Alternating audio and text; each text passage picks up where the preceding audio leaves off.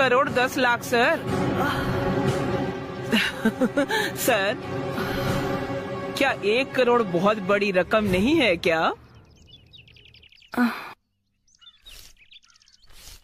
राजी, क्या हुआ मैडम? साफ सफाई बहुत हो गया, अब आ जाओ। मैडम बस थोड़ी देर में पूरा हो जाएगा। मैंने कहा ना तुमसे, अंदर आ जाओ।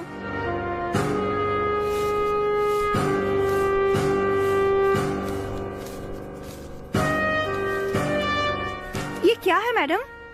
तुम्हारी पगार है ये। अभी तक का हिसाब कर दिया है मैंने। ये किस लिए मैडम?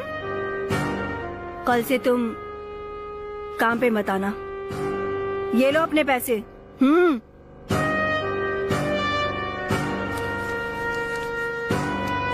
क्यों मैडम, मुझसे कोई गलती हो गई है क्या? मैं आगे से बराबर वक्त पे आ जाऊंगी मैडम। राजी, कल से तुम ना करोड़पति बन जाओगी। क्या मैं? हाँ, करोड़पति को काम करने की जरूरत क्या है? ये क्या मजाक कर रही हो मैडम? 6 महीने से मेरा पति काम पर ही नहीं गया है, घर पर बैठा है। अगर मेरा भी काम छूट गया तो तुम जितनी बार सवाल करोगी मेरा जवाब वही होगा। इसलिए जो मैं कह रही हूँ मेरी बात को समझो। कल से तुम काम पे मत आना, समझ गई ना?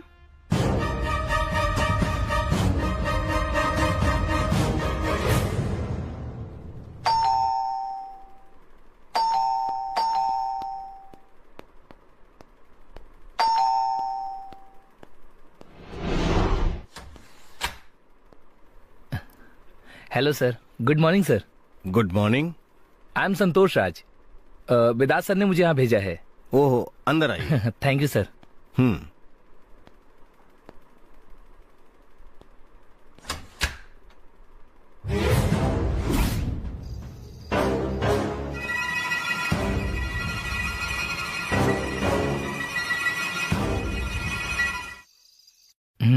सर ये देखिए आप सर।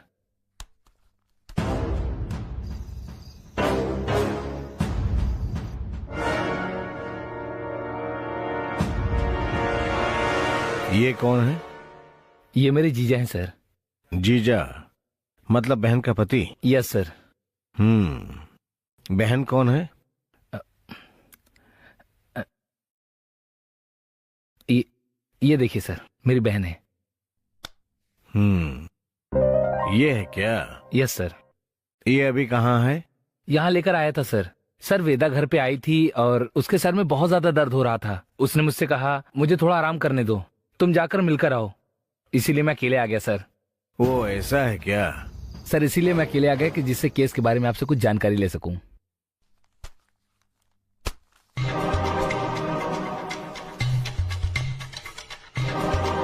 तुम्हारे जीजा का नाम क्या है संतोष?